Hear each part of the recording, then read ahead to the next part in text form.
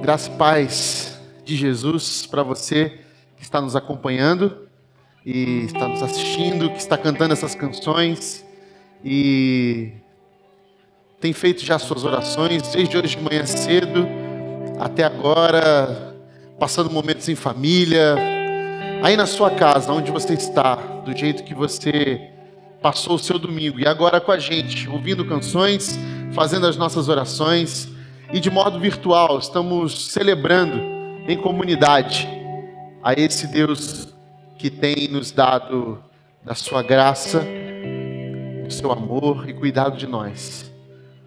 Que Deus esteja conosco agora, quando vamos ler a sua palavra, e vamos dar continuidade a essa série no livro de Atos. Que Ele nos guie por esse livro e por essa história dessa igreja primitiva, essa igreja para o fim do mundo. Que ela nos inspire e traga para nós uma reflexão, um resgate à verdadeira identidade da igreja de Jesus. Que seja assim. E eu quero convidar você então a fazer parte dessa série. Você que ainda não está acompanhando, no nosso canal no YouTube, PIB Campinas, você pode ver todos os outros capítulos anteriores. Você que está chegando hoje, você que está acompanhando hoje aí, é a primeira vez que você está assistindo, todos os outros capítulos anteriores, outros episódios, estão disponíveis no nosso canal no YouTube, PIB Campinas. E, portanto, nós disponibilizamos para vocês e deixamos lá a oportunidade de você poder acompanhar tudo que nós estamos falando aqui nos domingos à noite, no livro de Atos, correto? Então, Atos, uma igreja para o fim do mundo. Que essa seja o nosso desejo também, sermos essa igreja para o fim do mundo. Quero convidar você já, mais sem demora, a abrir sua Bíblia no livro de Atos, capítulo 8. E nós vamos ler essa porção da palavra de Deus. Abra aí, Atos, capítulo 8, nós vamos ler a partir do versículo 9. Atos, capítulo 8, versículo 9. Diz assim: Os que haviam sido dispersos, porém, anunciavam as boas novas a respeito de Jesus, por onde quer que fossem. Filipe foi para a cidade de Samaria, e ali falou ao povo sobre o Cristo. Quando as multidões ouviram sua mensagem e viram os sinais que ele realizava, deram total atenção às suas palavras. Muitos espíritos impuros foram expulsos, e aos gritos deixavam suas vítimas, e muitos paralíticos e aleijados eram curados. Por isso houve grande alegria naquela cidade. Agora, versículo 9. Um homem chamado Simão praticava feitiçaria ali havia anos, e ele deixava o povo de Samaria admirado, e afirmava que ser alguém importante. Todos, dos mais simples aos mais importantes, se referiam a ele como o grande poder de Deus. Ouviam-no com atenção, pois durante muito tempo ele os tinha deixado admirados com sua magia.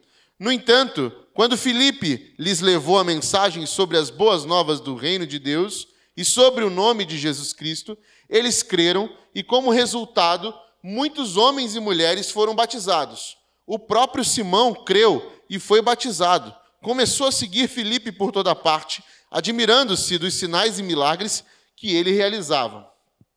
Quando os apóstolos em Jerusalém souberam que o povo de Samaria havia aceitado a mensagem de Deus, enviaram para lá Pedro e João. Assim que os dois chegaram, oraram para que aqueles convertidos recebessem o Espírito Santo, pois apesar de terem sido batizados em nome do Senhor Jesus, o Espírito Santo ainda não havia descido sobre nenhum deles. Então Pedro e João impuseram as mãos sobre eles e receberam o Espírito Santo. Simão viu que as pessoas recebiam o Espírito quando os apóstolos impunham as mãos sobre elas. Então ofereceu-lhes dinheiro, dizendo: Dei-me este poder também, para que quando eu impuser as mãos sobre as pessoas, elas recebam o Espírito Santo. Pedro, porém, respondeu: Que seu dinheiro e seja destruído junto com você, que pereça seu dinheiro junto com você, por imaginar que o dom de Deus pode ser comprado. Você não tem parte nem direito neste ministério, pois seu coração não é justo, seu coração não é reto diante de Deus. Arrependa-se de sua maldade e ore ao Senhor. Talvez Ele perdoe esses seus maus pensamentos, pois vejo que você está cheio de raiz de amargura ou de amarga inveja e é prisioneiro do pecado. Simão exclamou: orem ao Senhor por mim, para que essas coisas terríveis não me aconteçam.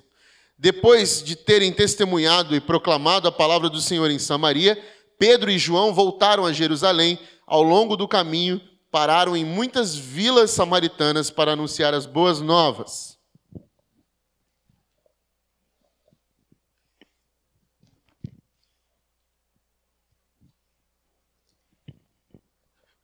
Muito bem. Nós estamos aqui iniciando a segunda temporada da nossa série. Como o pastor Fábio falou na outra mensagem, tudo indicava que se isso fosse uma série do seu streaming aí, do seu Netflix, provavelmente seria o último capítulo da primeira temporada. Nós agora estamos iniciando, então, o primeiro capítulo da segunda temporada dessa série em Atos. Por que nós dizemos isso? Porque nós vimos claramente que no capítulo anterior há uma grande ruptura. Uma grande ruptura em todos os sentidos. Primeiro, que Estevão, em seu discurso de martírio que o leva para a morte, ele diz logo que tudo o que passou no Antigo Testamento, tudo o que ficou para trás, era ressignificado agora com Jesus Cristo. E o que acontece com Jesus Cristo? Acontece que toda essa lógica religiosa que havia no passado, no Antigo Testamento, na relação com Deus, que era antes da morte e ressurreição de Jesus, era totalmente ressignificada agora. A religião agora ficava por conta dessa ruptura que Jesus faz ao se entregar na cruz e ao ressuscitar. Por quê? Porque Estevão está dizendo no seu discurso, que o leva ao apedrejamento, que não há mais agora um dia sagrado. Todos os dias o são. Agora não há mais um sacerdote. Nós somos agora o sacerdócio santo, geração eleita, povo adquirido pelo sangue de Jesus. Que não há agora mais uma lei que faça você ir para o céu, mas é o sangue de Jesus que vai fazer que você receba este favor imerecido. Agora, não existe a necessidade de um local sagrado. Não existe mais a necessidade de uma oferta. Por quê? A relação com Deus no passado era toda estabelecida por sacrifícios entregues num certo lugar sagrado para que a ira de Deus sobre os pecados do povo fossem apagados. Ou seja, a relação com Deus era: me obedeça e será abençoado, me desobedeça e será amaldiçoado. Então, eu faço o que Deus se agrada e Ele me abençoa. Eu desobedeço a Deus e Ele me amaldiçoa. Essa relação era mediada pela religiosidade de toda a tradição judaica, que mediava isso, trazendo para o povo um local sagrado, com um dia sagrado, com uma oferta e um sacrifício de um animal que era sagrado, porque aplacava a ira de um Deus furioso. Mas, com a morte de Jesus Cristo e sua ressurreição, todo esse sistema religioso sofre essa grande ruptura. Não há mais necessidade de sacrifício, não há mais necessidade de local sagrado, não existe mais um templo, não existe mais um dia sagrado. Então agora como que eu faço? Como que eu faço para me encontrar com Deus? Agora Ele mora em você, agora Ele habita em você, Ele está com você todos os dias. Mas e qual sacerdote? Eu não preciso mais de um sacerdote, agora você o é. Jesus, através do seu sangue na cruz, te transformou num sacerdote, na geração eleita, num povo adquirido. E qual é o dia que eu faço isso agora? Pois bem, não tem mais dia, agora são todos os dias. E todos os dias. E o que eu faço para dar glórias a Deus e glorificar a Deus? Tudo. Você vive para Ele, você come para Ele, você dorme para Ele, você anda para Ele, você trabalha para Ele, você se relaciona para Ele, é tudo para Ele. Então, todos os limites da religião foram rompidos quando Jesus se entrega na cruz e ressignifica com a sua ressurreição toda a vida na terra daqueles que confessam o seu nome como único e suficiente Salvador.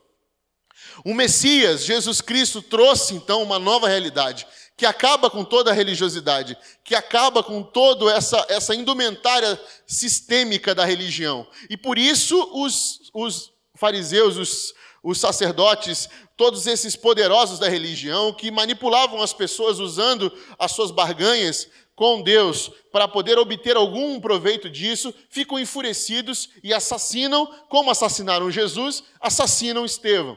E na morte de Estevão, então, há uma grande ruptura também no que se diz respeito à perseguição. E há essa perseguição a todos esses que creem em Jesus Cristo, que são discípulos de Jesus. E isso causa uma grande dispersão, o que no futuro ajuda a proliferação e o aumento e a expansão do cristianismo. Porque agora esse povo foi espalhado, os discípulos de Jesus foram todos espalhados por toda a Judéia e Samaria. E eles vão pregar o evangelho por onde fosse.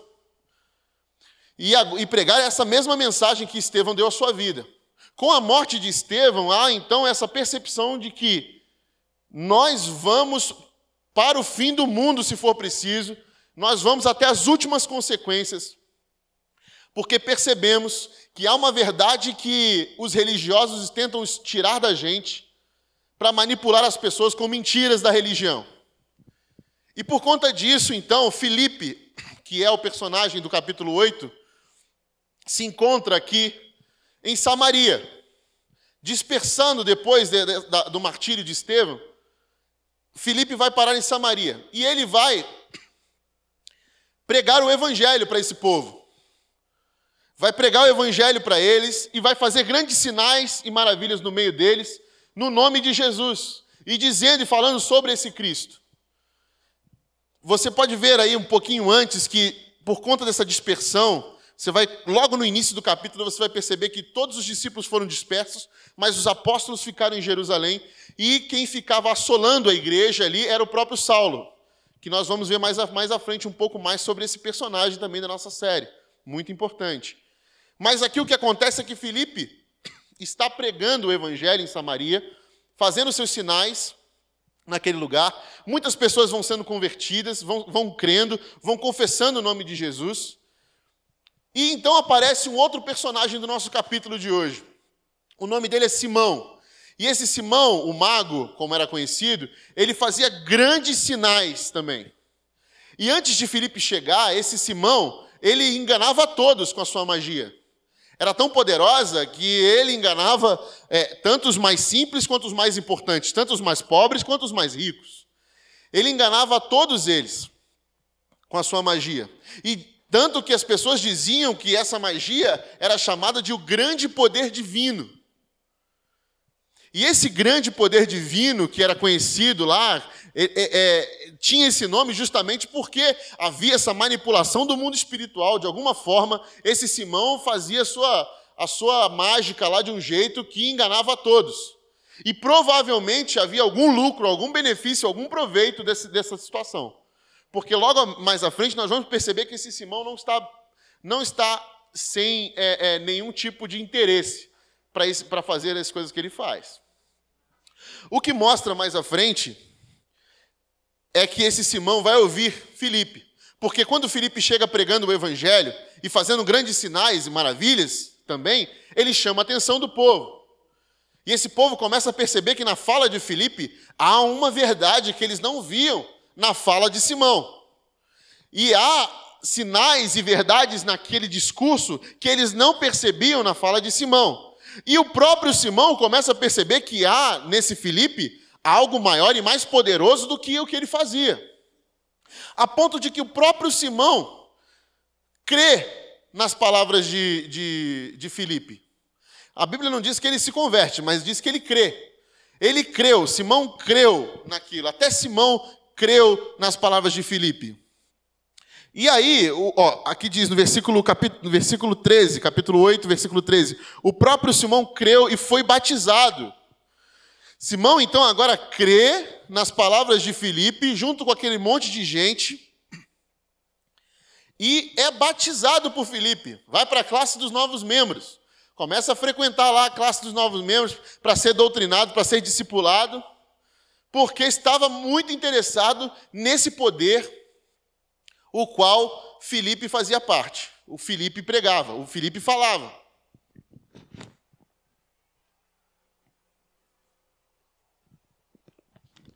Continuando, o que acontece em seguida? Em seguida, como eu disse para vocês no início, o povo lá, os apóstolos, eles não tinham dispersado com os discípulos, eles ficaram em Jerusalém. Por quê? Porque quando eles ouviam notícias do que estava acontecendo com o evangelho, sabiam que o evangelho estava sendo pregado em outro lugar, rapidamente eles iam lá para conferir que evangelho estava sendo pregado, para que se mantesse a fidelidade à boa nova de Jesus Cristo. Então, rapidamente, os apóstolos eram enviados aos locais em que o evangelho de Jesus Cristo estava sendo pregado, para então ali testificar e ser comprovado de que esse evangelho era puro, era legítimo. Então, assim aconteceu no caso de Filipe. Quando os apóstolos souberam que Filipe estava pregando o evangelho em Samaria, e que muitos sinais milagrosos e muitas pessoas estavam sendo convertidas, Pedro e João, então, foram chamados para testificar, para ver se esse evangelho que está sendo pregado lá em Samaria era, portanto, um evangelho legítimo. Então, o que aconteceu? Pedro e João chegam nesse lugar e percebem que esses que tinham sido batizados, que estavam crendo em Jesus Cristo, ainda não haviam recebido o Espírito Santo. Então, eles juntam todo o povo, verificam que esse evangelho que Filipe pregou era legítimo e, portanto, então começam a orar e impondo as mãos sobre eles para que o Espírito Santo descesse sobre eles e habitasse neles. Quando Simão percebe o que aconteceu, ele vê, caramba, esse Filipe aí, ele realmente era mais poderoso que eu. Mas Pedro e João, esses aí é que... Porque o Filipe, ele manda espírito imundo, maligno, embora aos gritos. Mas Pedro e João têm o poder de chamar o Espírito Santo para descer sobre o povo. Então, peraí, então tem algo maior aqui que eu me interessei. Aí logo Simão vai ter com Pedro. E logo com quem que Simão vai se meter? Simão então chega para Pedro e diz... Simão viu que as pessoas receberam o Espírito Santo, versículo 18. Quando os apóstolos impunham as mãos sobre elas, então ofereceu-lhes dinheiro, dizendo, deem-me este poder também, para que quando eu impuser as mãos sobre as pessoas, elas recebam o Espírito Santo. Então Simão vai na cara de pau e fala assim, toma aqui tudo que eu tenho, esse aqui é o meu dinheiro, mas me dá esse poder. Me dá esse poder. Logo você vai falar assim, nossa, mas esse Simão é um trambiqueiro e não tem nem vergonha na cara de oferecer dinheiro por isso. Né? Mas o problema é que Simão está acostumado com essa lógica de barganha que existe não só na religião monoteísta dos judeus antes de Cristo.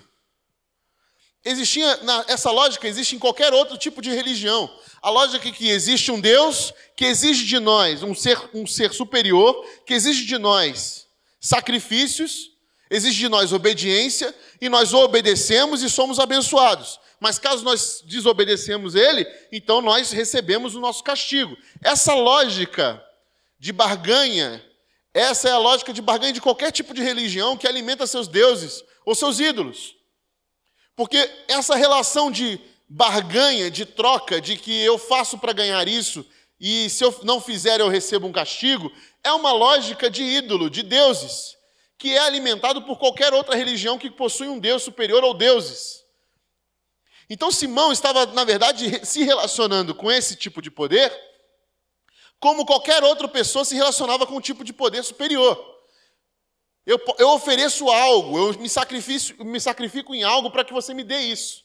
E quando eu receber isso, eu vou fazer desse jeito para agradar e obedecer a esse Deus. E se eu não fizer, eu corro o risco de ser castigado. Então, Simão vai dizer para Pedro que ele quer esse poder e oferece dinheiro. E Pedro vai olhar bem dentro da cara dele, e bem educado como Pedro era, e vai dizer assim, vá para o inferno você e seu dinheiro. Pereça, que morra, que se destrua você e seu dinheiro. Por achar que o dom de Deus pode ser comprado. Muito bem, meus queridos amigos e minhas amigas. O que está acontecendo aqui nesse capítulo é a primeira percepção da grande novidade da igreja de Jesus. A grande novidade dessa igreja de Jesus que vai para o fim do mundo, que começa a ser conceituada e entendida pelos seus discípulos, é a graça de Deus. Pela primeira vez agora, nós começamos a nos deparar com um conceito de graça, favor imerecido, dom de Deus, que não pode ser comprado, que não pode ser barganhado, que não é pelo que você faz ou deixa de fazer, mas é dom de Deus. Nesse momento aqui crucial, está sendo revelado a grande novidade da graça de Deus, que é manifesta em todos esses que receberam o Espírito Santo. O que é muito próprio de todos nós é achar que nós podemos nos relacionar com Deus como se tivéssemos uma lista de obrigações que vamos fazer para que Ele se agrade de nós e faça algo por nós. Nós não simplesmente queremos ser observados por Deus e ser encontrados no agrado de Deus. Nós queremos ganhar algo por isso. E nós temos medo de sermos castigados se caso não cumprirmos aquilo que nos foi dado. Então nós estabelecemos de algum jeito, na nossa imaturidade e na relação com Deus, que podemos cumprir regras, leis e obedecer a alguns tipos de preceitos para que de alguma forma eu seja abençoado por Deus. Mas a nossa relação com Deus, no Evangelho de Jesus, é totalmente graciosa. Não há nada que eu possa fazer ou deixar de fazer que me faça conquistar ou merecer o favor de Deus ou o castigo de Deus. Não existe nada que eu faça ou deixe de fazer para que essa graça deixe de me alcançar. Não está nas nossas mãos o poder de recebê-la ou de afastá-la. Por isso é dom de Deus. Esse ministério da graça de Deus é um ministério que é soprado pelo Espírito Santo. Não tem a ver com a quantidade de jejuns que você faz, com a quantidade de dinheiro que você traz para a igreja. Não tem a ver com o seu dízimo. Não tem a ver com o tanto de vezes que você vai na igreja, o tanto de vezes que você assiste às nossas celebrações online. Não tem a ver o tanto de oração que você faz por dia. A graça de Deus não está ligada aos nossos méritos. Ela não tem a ver com o tamanho da sua entrega em comparação ao outro irmão. Ela é, para todos, um dom, um presente, algo que não se pode comprar nem negociar. Ela é uma mesa que está pronta. É a mesa de Deus que está pronta, oferecida a seus filhos, a quem quiser sentar e ceiar com ele. Havia um pai que tinha 2 filhos, um deles pediu a sua herança, saiu, esbanjou a vida, gastou com droga, mulheres, carro, e voltou. E quando voltou, achou que ia ser punido, achou que não merecia. E o pai o recebeu, colocou o anel e falou: sente à mesa, a mesa está pronta, venha cear comigo, você estava perdido, mas foi achado. E o outro filho virou para ele: pai, mas eu que estive aqui do seu lado esse tempo todo, te obedecendo. Pois bem, meu filho, tudo que é meu é seu, a mesa sempre esteve pronta, está aí também para você. Não é pela quantidade de obediência ou desobediência que você vai deixar de ter acesso à mesa graciosa do Evangelho de Jesus. Não tem dinheiro no mundo que o compre. Não é aquela sensação que você tem: nossa, esse mês eu pequei mais, eu vou dar 20% de dízimo. E aí pelo menos vai aplacar um pouco da ira de Deus sobre mim. Essa relação com Deus se foi. Essa relação com Deus não existe. A graça é imerecida, ela não tem valor, ela não tem substância de merecimento. Ela não é meritocrática, ela não tem possibilidade de ser categorizada em quem merece mais e quem merece menos. Ela é para todos uma mesa posta e um convite a se sentar e ceiar com o Pai. Então, não é porque Aí vira o filho mais velho e fala, então, se eu soubesse disso, eu ia esbanjar também. Porque quer dizer então que se eu fosse lá e fizesse tudo isso, eu poderia cear contigo, pai? Poderia, meu filho. Então quer dizer que se eu for um mentiroso e mentir ali para os meus amigos, para os meus irmãos, eu vou continuar podendo cear contigo, meu pai? Poderia. Então, se eu matar, se eu roubar, se eu adulterar, eu poderia voltar para aqui para casa e cear contigo, meu pai? Poderia. Então por que é que eu não roubo? Por que é que eu não minto? Por que é que eu dou o dízimo? Qual é a resposta para isso? Se eu teria a mesma coisa que ele. Porque a graça é para todos uma mesa posta. Por que é que eu não faço essas coisas? A resposta é única. Eu não minto porque eu não sou mentiroso. Eu não roubo porque eu não sou ladrão. Porque num país em que a corrupção ela domina todas as áreas da nossa vida, eu me recuso a roubar. E por que você faz isso? Por que você agora tem essas atitudes? Porque quando eu recebi a graça de Jesus, ela me transformou. Ela me fez um eu totalmente novo. Então, aquele que antes tinha esse ímpeto de maldade e de querer fazer as coisas más, agora é um ser completamente transformado. Então eu não minto mais porque eu não sou mais mentiroso. Eu não roubo porque eu não sou mais ladrão. Eu dou dízimo porque a graça de Deus me fez ser mais generoso.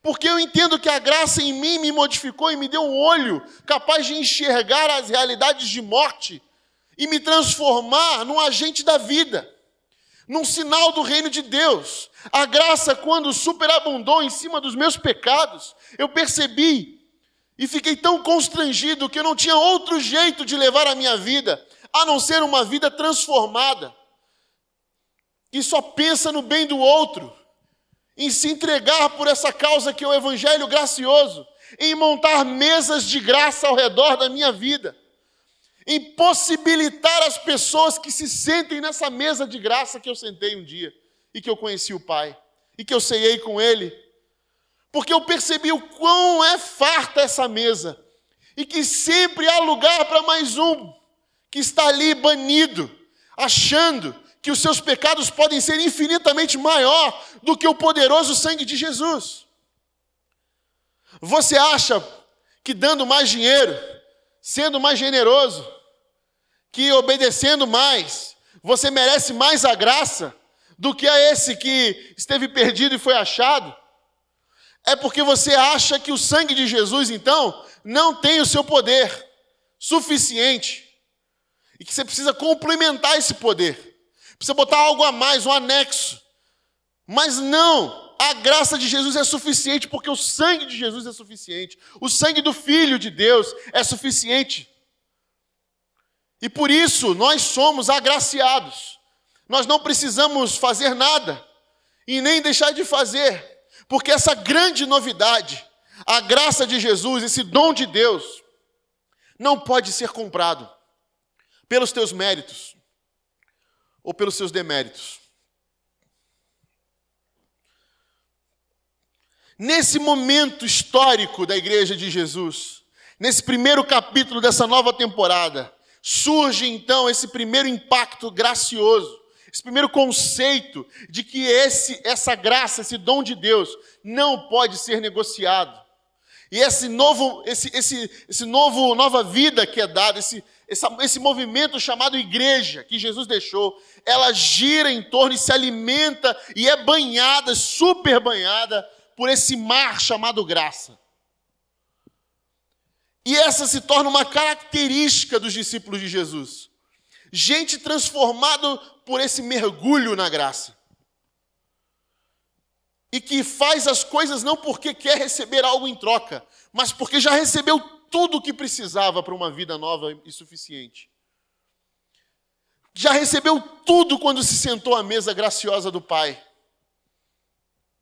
e ali ceiou com o Filho, e ali ceiou como filho, e que agora convida outros a se sentar na mesma mesa de graça. É por isso que Pedro está dizendo para ele: você quer comprar o dom de Deus? Que morra você e seu dinheiro. E essa palavra é mais forte ainda para a gente que um dia pensou que podíamos comprar esse dom de Deus, que podíamos negociar com Deus, que podíamos passar pela nossa cabeça que há algum pecado em nós que pode fazer a gente desmerecer algo. Isso não tem a ver com a gente, tem a ver com Deus e com o seu amor infinito e com o sacrifício dele por mim e por você. É nesse mar que mergulhamos, num mar de graça, de amor suficiente. E por isso nós deixamos de ser aquele ser dominado pela maldade, dominado pelas relações de meritocracia, dominado pelas relações de poder, que só quer poder pelo poder. Era isso que Simão queria. E repare que a gente percebe que quando Simão repara que o Espírito Santo desce sobre as outras pessoas, ele não tinha provado, Simão não sabia o que era isso, ele não tinha sido transformado, a relação dele era pelo poder, ele quer comprar o poder. E toda vez que nós barganhamos com Deus, nós queremos comprar o poder. Toda vez que nós achamos que podemos fazer algo para merecer algo de Deus, nós queremos poder. Nós estamos interessados no poder e não na graça, no amor, no perdão. E é por isso que Pedro vai dizer que essa relação está estritamente ligada com idolatria. Veja, arrependa-se da sua maldade e ore ao Senhor. Talvez Ele perdoe esses seus maus pensamentos, pois vejo que você está cheio de raiz de amargura, amarga inveja, e é prisioneiro do pecado. Essa palavra raiz de amargura, esse termo amarga inveja, ele é visto também em Hebreus capítulo 12, versículo 15, quando vai explicar que raiz de amargura, que se refere aqui, esse termo não se refere àquele pensamento que você tem acumulado de ódio do seu irmão. Não, raiz de amargura é quando você se exclui da graça. Hebreus, capítulo 15, versículo 12, capítulo 12, versículo 15.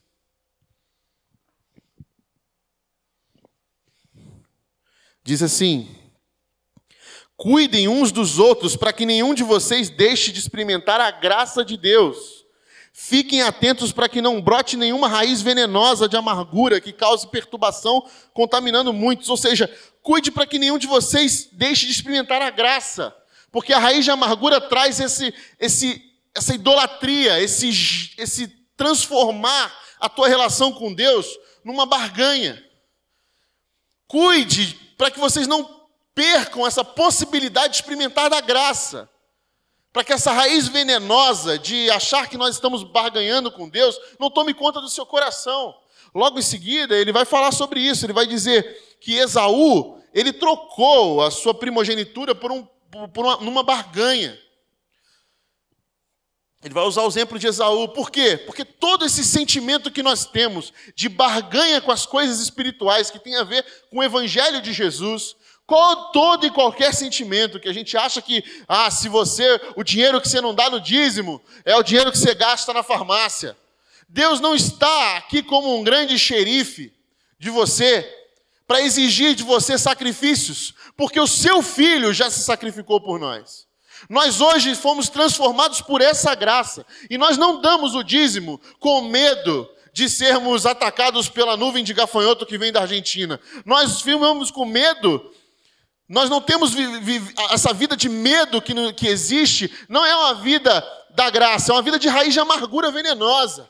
Nós damos dízimo, nós damos as nossas ofertas, nós contribuímos porque a graça nos fez mais solidários, mais generosos, mais compassivos. A graça nos abriu os nossos olhos para o outro. A graça nos fez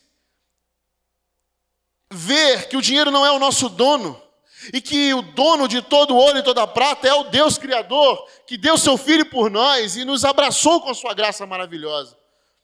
Essa relação de troca com Deus não funciona. Ela é raiz de amargura, é idolatria. Nós não podemos comprar esse favor de Deus. Nós fazemos porque amamos a Deus, porque a graça nos transformou. Nós jejuamos porque nós amamos a Deus, amamos a sua presença e queremos ser filhos mais parecidos com o Filho de Deus primogênito, Jesus Cristo. Queremos cada vez mais ser parecidos com esse, que morreu por nós, está vivo, está no meio de nós, habita em nós. É a graça que vai fazendo de nós um novo eu. E esse novo eu é generoso, é solidário e luta todos os dias contra os ímpetos de maldade que tentam contaminar o nosso coração com raiz de amargura. Simão exclamou: orem ao Senhor por mim para que essas coisas terríveis não me aconteçam. Depois de terem testemunhado e proclamado a palavra do Senhor em Samaria, Pedro e João voltaram a Jerusalém. Ao longo do caminho, pararam em muitas vilas samaritanas para anunciar as boas novas. Esse tipo de relação com Deus é o que nos leva a correr qualquer tipo de risco vital, porque sabemos a causa que vivemos, porque sabemos que podemos dar a nossa vida por ela. Quando encontramos a razão pela qual morrer, sabemos pelo que estamos vivendo. E por isso nós vamos até o fim do mundo, porque pertencemos a um evangelho, pertencemos a uma comunidade de gente imerecedora do favor divino, mas que foi agraciada com esse amor infinito. Qual é a grande diferença das relações divinas, das relações religiosas que existem por aí afora, com a nossa relação com Jesus Cristo e o nosso Pai, do nosso Senhor Jesus Cristo? A graça. Essa possibilidade da mesa pronta, a qualquer hora, a qualquer momento. Esse Pai que está nos esperando voltar para nos dizer: filho meu, você estava perdido e foi achado. A mesa está pronta, esperando por você. Agora deixe que a graça transforme o seu coração. Então, por que é que eu me torno essa pessoa generosa, que tem pacto com a verdade, que não se corrompe, que rejeita a maldade? Porque eu recebi esse novo coração reto, esse novo coração justo diante de Deus. A graça transformou o meu coração num coração justo diante de Deus. E é por isso que agora eu caminho o tempo inteiro em bondade e lutando para que essa bondade seja o meu ímpeto no coração. Quando nós entendemos isso de uma vez por todas, nós paramos de botar Deus nas nossas estantes e de dar formas a Deus e limites a Deus que são muito próprios da nossa humanidade. Deus é gracioso, a sua mesa está pronta para receber a todo e qualquer pecador, como eu e você, para ceiar conosco. Não há nada que você possa fazer, ou que você já tenha feito, que pode te afastar ou te trazer mais perto para Deus. O que existe é graça. Tudo é graça. Já não há mais nada que a Cristo Jesus não pertença. Em tudo existe graça, porque dele, por ele e para ele são todas as coisas. Essa é a igreja que caminha para o fim do mundo, sabendo que em tudo existe graça, favor imerecido, dom de Deus que não pode ser comprado ou negociado. Não há barganha.